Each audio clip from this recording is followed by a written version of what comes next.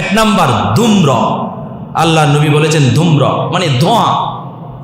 কিয়ামতের আগে একটা ধোঁয়া বের হবে, সেই ধোঁয়ার সাথে থাকবে এমন একটা পদার্থ, ছোট্ট ছোট্ট বালিকণা, যেগুলো আপনার তীরের মতো করে মানুষকে আঘাত করবে। ধূম্র, ধোঁয়ার সাথে বালিকণা এমন ভাবে ছুটবে, এমন ভাবে আসবে, মানুষের ভিতরে ডুববে আর ওই দিক থেকে বের হবে। জোরে বলেন নাউজুবিল্লাহ। আল্লাহ আমাদেরকে কিয়ামতের এই কঠিন মুখোমুখি সম্মুখীন হওয়া থেকে আল্লাহ আমাদেরকে হেফাজত করুন বলি আমি। তাহলে এক নম্বরে ধূম্র, দুই নম্বরে দাজ্জাল।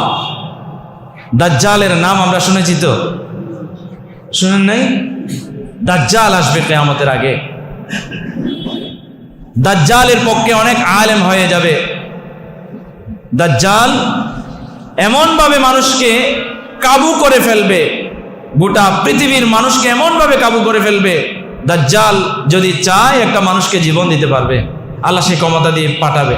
দাজ্জাল যদি চায় সাথে সাথে একটা মানুষকে কতল করে টুকরা টুকরা করে ফেলে দিয়ে জাহান্নামে ফেলে দেবে, এরকম একটা সিচুয়েশন তৈরি হবে। আর ইমানদার প্রকৃত মুমিন যারা, তারা দাজ্জালকে চিনে ফেলবে। দাজ্জালের কপালে কাফের লেখা থাকবে। নাউজুবিল্লাহ বলেন। আল্লাহ আমাদেরকে দাজ্জালের সব ফিতনা থেকে বাঁচার তৌফিক দান করুন বলে আমিন। একদিন যদি সুযোগ থাকে আমি দাজ্জাল নিয়ে বিশ্লেষণধর্মী আলোচনা করব, এখন সময় নাই। তাহলে কিয়ামতের বড় আলামতের মধ্যে একটা আলামত ধূম্র, ধোঁয়া। দুই নাম্বার হচ্ছে দাজ্জাল। তিন নাম্বার হচ্ছে দাব্বাতুল আরদ। এটা হচ্ছে সাফা পাহাড় থেকে একটা প্রাণী বের হবে, যে প্রাণী মানুষগুলোর ইমানদারদের কপালে একটা আলোক উজ্জ্বল একটা চিহ্ন বসায়া দেবে, যারা মুমিন। সুবহানাল্লাহ বলেন। আর কাফের যারা, বেঈমান যারা, তাদের নাকের ডগায় একটা শিল মেরে দেবে এরা কাফের। আর সেখানে ব্যবহৃত হবে মুসা আলাইহিস সালামের লাঠি এবং সুলাইমান আলাইহিস সালামের আংটি। সুবহানাল্লাহ বলেন। এই দুইটা কাজে ব্যবহৃত হবে। দাব্বাতুল আরদ, এটা একটা প্রাণী সাফা পাহাড় থেকে বের হয়ে অতি দ্রুতগামী প্রাণী, গোটা পৃথিবী ছাই করে সকল মুমিনদের মুখের উপরে একটা চিহ্ন বসাইয়া দেবে ইমানদার। আর কাফেরদের নাকের ডগায় একটা শিল বসিয়ে দেবে, এরা কাফের। জোরে বলেন না নাউজুবিল্লাহ। এরপরে মরিয়ম তনয় ঈসা আলাইহিস সালামের আগমন, এটাও কিয়ামতের আলামত। সুবহানাল্লাহ বলেন। আল্লাহ ঈসা আলাইহিস সালামকে উঠাইয়া নিয়ে গেছে, উনি আবার আসবে। ইমাম মাহদী আলাইহিস সালাম এবং ঈসা আলাইহিস সালাম একসাথে কাফেরদের বিরুদ্ধে যুদ্ধ করবে, দাজ্জালের বিরুদ্ধে যুদ্ধ করবে। সুবহানাল্লাহ বলেন।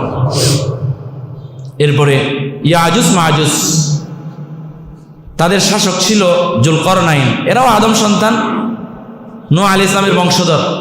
এদেরকে আল্লাহ সুবহানাহু ওয়া তাআলা বিশেষ অনুগ্রহের মাধ্যমে যুলকরনাইনকে এমন একটা শক্তি দিয়েছিলেন, একটা বিশাল প্রাচীরের মাধ্যমে ইয়াজুজ মাজুজকে বন্দী করে রেখেছেন। এরা এত দ্রুতগামী, কিয়ামতের আগে আল্লাহ সুবহানাহু ওয়া তাআলা এদের প্রাচীর ভেঙে দেবেন। তখন এরা মুহূর্তের মধ্যে গোটা পৃথিবীতে ছড়িয়ে পড়বে।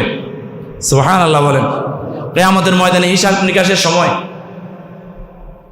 অসংখ্য মানুষের মধ্যে একজন মানুষ জান্নাতি হবে।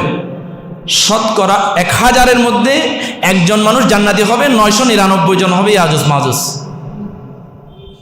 নাউজুবিল্লাহ বলেন।